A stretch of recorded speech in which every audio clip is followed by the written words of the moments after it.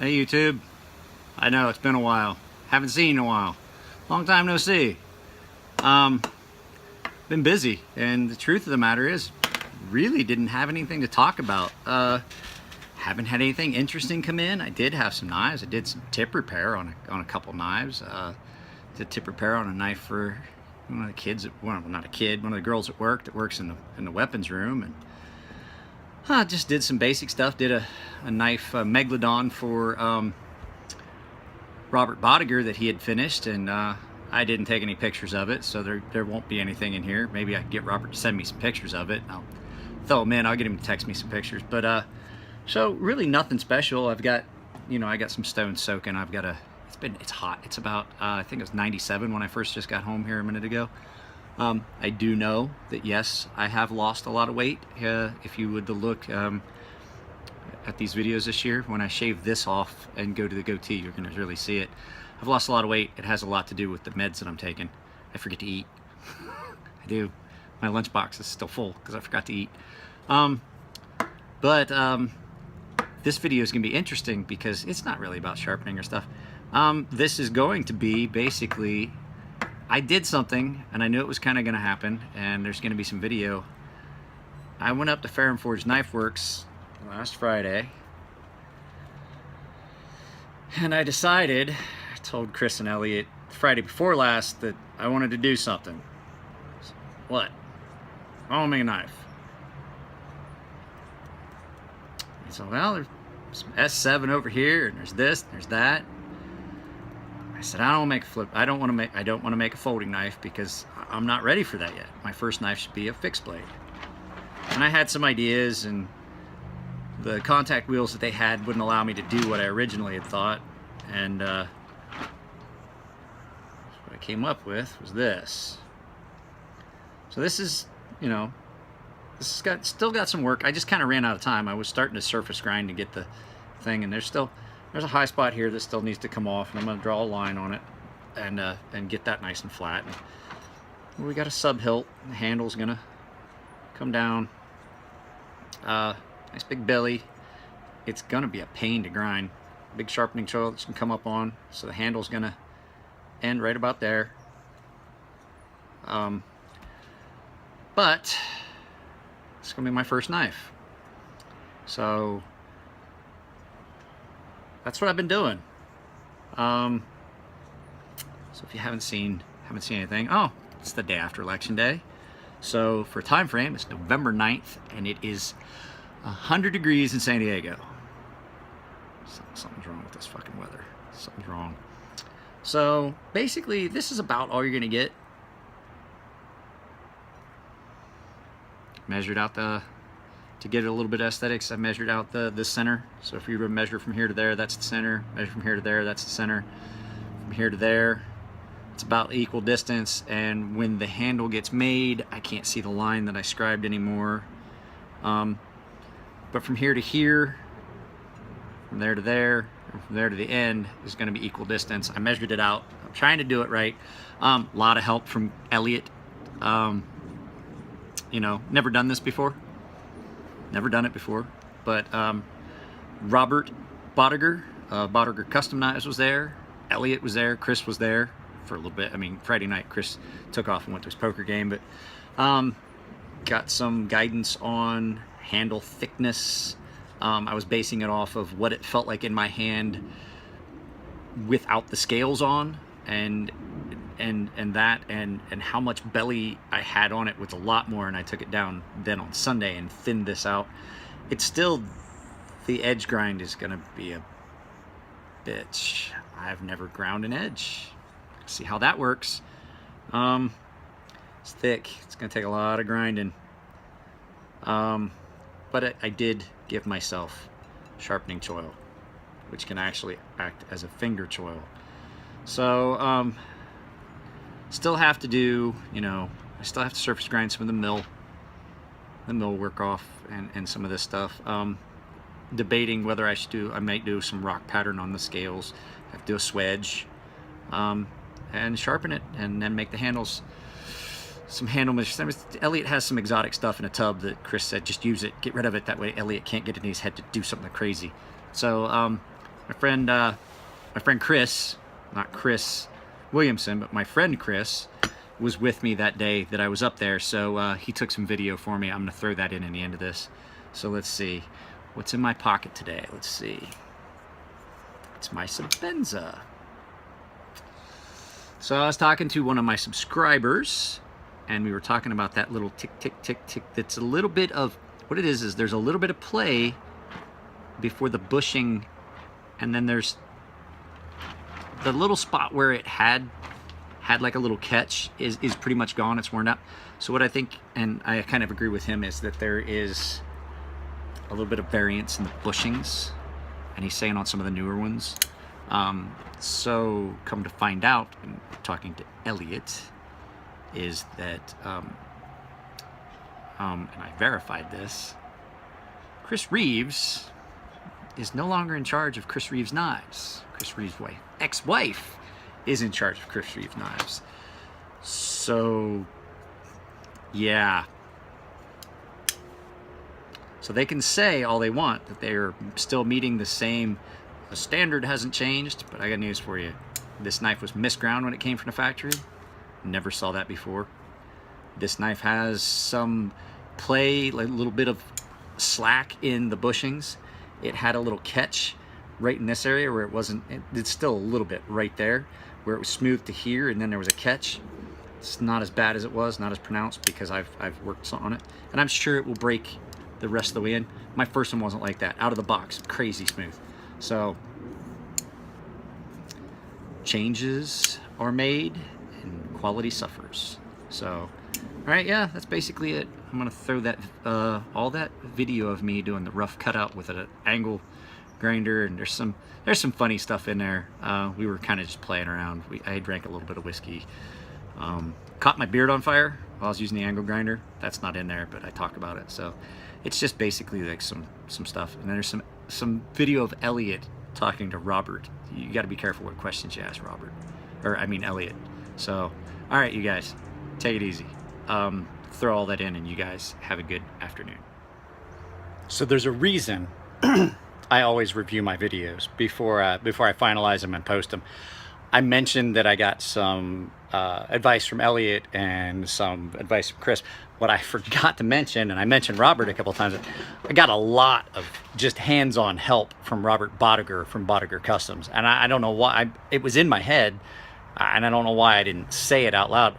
Robert was right there because Robert was working on some, Robert does all kinds of crazy stuff. Robert makes some knives. Robert has these little fidget toys that he makes out of titanium. So while I was working on my knife, Robert was right there working on stuff in the shop. And so I was getting some, you know, hey, this is how you set up the grinder. This is how you change the contact wheels. This is how you do this. This is how you do that. This is how you change the speed. All those little things. And so I was basically getting hands-on tutelage from Robert, from Elliot, and I don't know why I didn't say it, but here we go. Since I preview my videos, I can throw it in now before I post it. So there we go.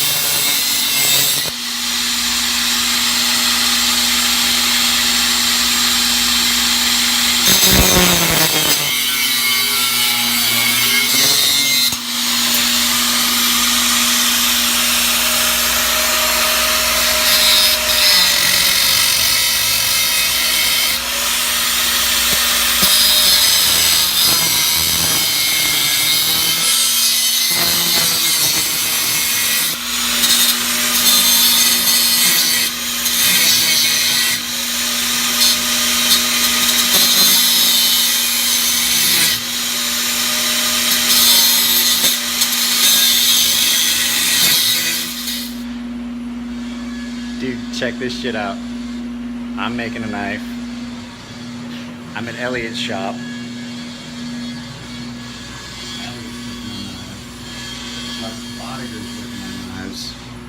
I'm making my first knife. Shit's going down tonight at Friday night up at Fair and Forge. I cut my beard on fire. Shit's gonna happen tonight. I may get fucked up and sleep in the office. Who knows?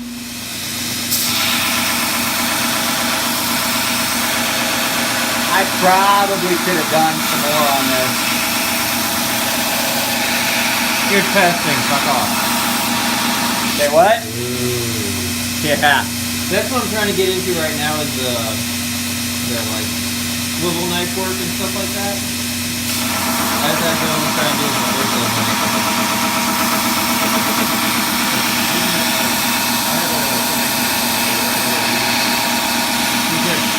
the military?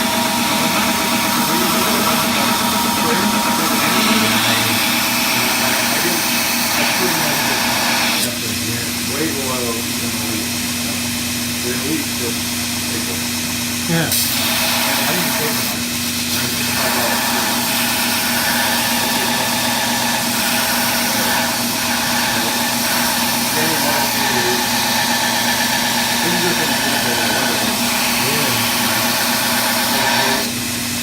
The burnishing is immaculate. That's what I'm trying to get right now is the damn burnishing. It's difficult, man. I made my own furniture, so maybe I could see mine and adjust the shape of them. The dreaded Mike Emler in his natural unnatural habitat.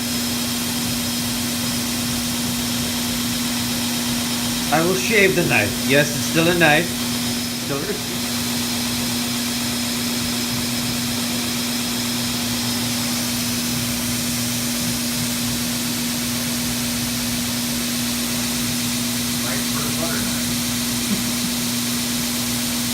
It's sharper than he is.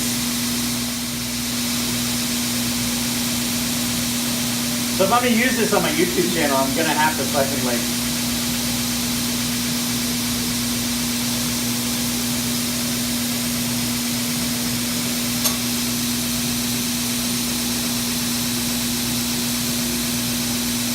Next time I'm bringing my camera. Because I have like 3 different tripods. Not just my main.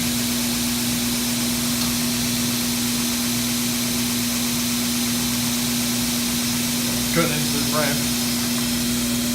Robert Boddicker Customs. Yeah, that's me. The one and only. Alright, brother. Oh, we get an extension? It's a We have an collaboration. extension. Oh, that makes it so much easier. Does it let you manscape a little easier? Chris, I'm going to leave you here. You're gonna be able to fit that in you so easy. No burrs, no rectal blowout, nothing. It's gonna happen. Follow your dreams. You can do it. Actually, no, I'm gonna leave this all in. This is all going in my next YouTube video. Make sure you get shots of him. Oh yeah. Gabriel dude, brought to you by Kmart, dude. Robert Brought to you by Boddicker. the U.S. Navy and Robert Boddicker. straight line. I want you all to keep in mind, this is the first time I've ever done this. Well, this side. That's hot.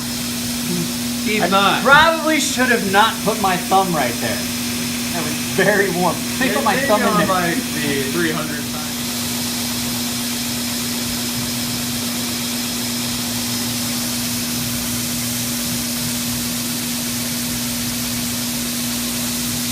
Nice for the butter knife.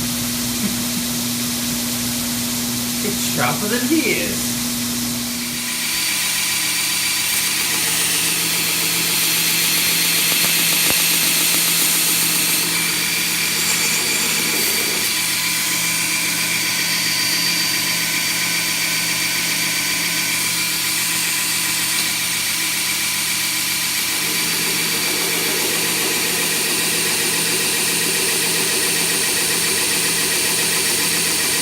Hang on just a second. Wait, pause. So this just happened. Robert asked Elliot a question. This is going on my YouTube channel. because I'm up here trying to make a knife, and Robert asked Elliot a question, and this is what happens. Oh, Okay, resume. Pandora's box. Pandora's box is Okay. So, Crucible decided that they needed a whole range of tool steels. So when you really look at the V series steel, 3V, 4V, and then whatever I played with, there is a 10V, there's a 1V. They're really all just basic tool steels. 4V is almost identical to a high-speed steel, stuff you find in drill bits and things. But Crucible didn't have that as an offering, and so they created the V series. So 3V, I forget what the hell 3V was in analog too, but they were attempting to make something better than D2, but not quite as insane as like a T series steel, like a T15 steel. So Okay. something that was in the middle, so it could fill a lot of roles in industry. So 3V should replace D2 in stamping and die operations, which it does nicely. You can make all kinds of shit out of 3V. Is the V Years. vanadium? Mhm. Okay, so is that related to like percentage of vanadium? In I the don't think that carbon the steel? numbers have a direct correlation to the amount of vanadium in them, but they're just designations for the increase in alloy content. So, You have to be careful with the questions you ask when you come here. like, I have 10V in the back. Somewhere there's a piece of it, and I made a knife out of it one time. So 10V is an analog for A11 tool steel. Right, so your A2 is one that we see fairly commonplace. So that one goes up in numbers as well. So there's A11, and that steel will get up into the 70s, Rockwell C, and be usable. Yeah, it is chock full of molybdenum, It's insane hard. Super hard, the hardest. chromium, and vanadium. It's got all kinds of alloy in it. Yeah, it's really not fun to work with. How does it handle chipping and stuff like that? I actually can't remember what I did with the blade that we made out of it. It's